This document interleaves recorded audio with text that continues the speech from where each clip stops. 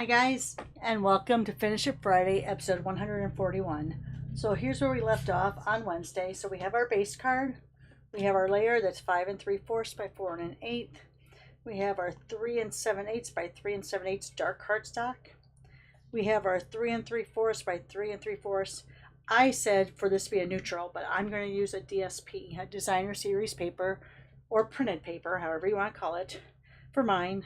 That's 3 3/4 by 3 3/4.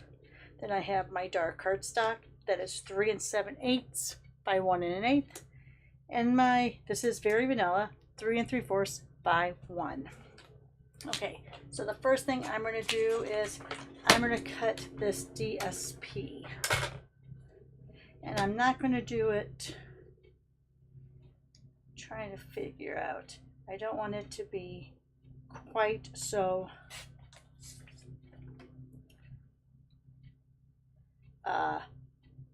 matchy-matchy from corner to corner. So let's go like this. Keep this in the same order. And then let's go like this. I'm lining this up so it's straight on here. And I'm going to just do that at 3/4. Alright, so there's my piece of designer series paper. Now what I'm going to do is you're going to have a very little, what I call grout lines on this, just so you know. You see here, you barely have any sort of grout line. Now if it was a darker color, you would see that coming through a little bit more. But I like having the dark there just to kind of break it up a little. Alright, so we're going to go ahead and glue that down. Let me get out. Let's see if these work. These are the reversed tweezers that come with the embossing kit from Stampin' Up! But sometimes it doesn't hold the paper as tightly as an all. I like the fact that we have like the ivory or whatever this is tip, but sometimes these off of Amazon just have a little bit of a tighter grip on them. But we'll go ahead and try this. Oops, my tape came off on my. This is just your multi-purpose glue. Ooh, sorry. In a fine tip applicator, so you can get that thin line of glue. I'm looking to keep a very small border on the top and at the side.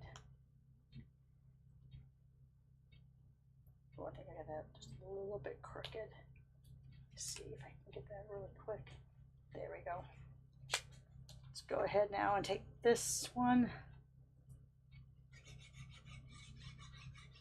Again, just putting that glue down. Now you can use your seal if you want to, your Stampin' Seal.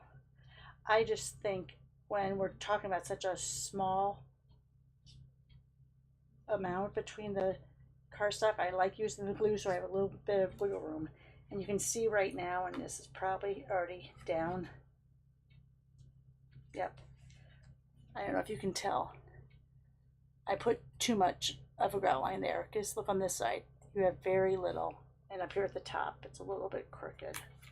So, not my best lineup, but of course, it wouldn't be a Roxy card if there wasn't something that was a little bit off on it.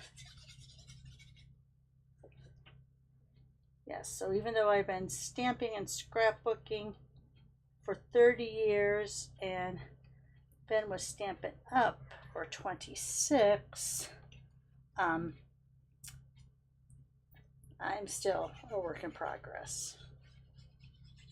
All right, so let's just get that last designer series paper down. All right, so there you have a little bit of what I call the grout lines there. Let's go ahead and put our lemon lolly down first. Now when you cut paper, there's a little bit of an edge. And I always like making sure I have that edge down. Now here you could use, sorry if that's loud, you could use your Stampin' Seal right there. As long as I have the glue bottle out, why not? So there's that lemon lolly on the old olive. Let's put this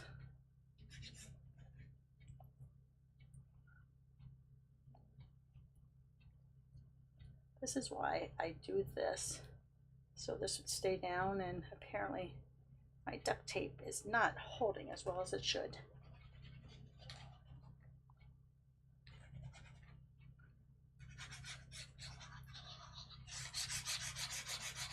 And it doesn't look like I'm putting much glue on, but a little bit goes a long ways.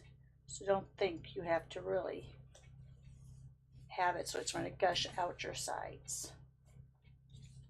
All right, and let's put down this piece, but I'm not going to put down my very vanilla piece yet, only because I need a stamp on it.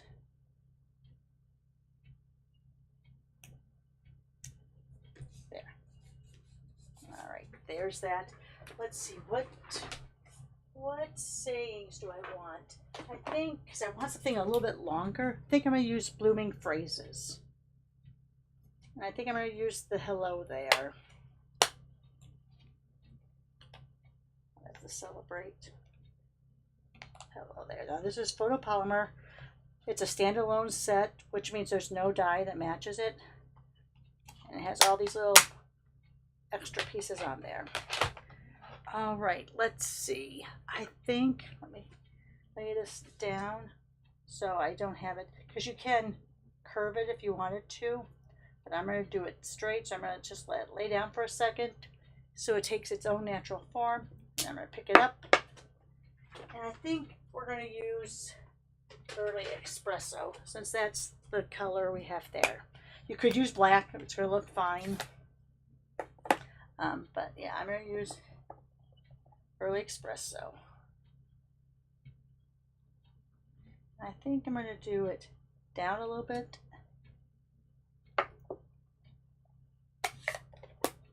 Wow, that was kind of weird. It almost looks like, I mean, I would have done my O, the little swig, higher. It almost looks like hella. But it's hello. It is. But doesn't it kind of look, now that I've mentioned it, doesn't it look like hella? So yeah, I would have done my little O up there. But cursive is an art that doesn't get taught to our kids anymore, I guess. Yeah, craziness. All right, I'm going to take this little tiny flower, and yes, we don't carry the little A blocks anymore, but it's still my favorite. And let me come over here. I think the lemon lolly is going to be awful light, but let's see. They say that this is Cajun Craze. They don't say and Daffodil Delight, but I think you can see some lemon lolly in there too. And I just want a little, just a little something to break up all of that white space there.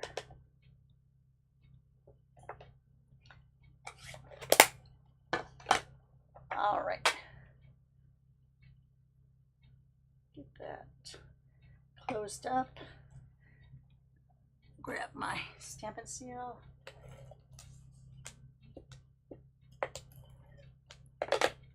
Make sure I don't have any over the edge there.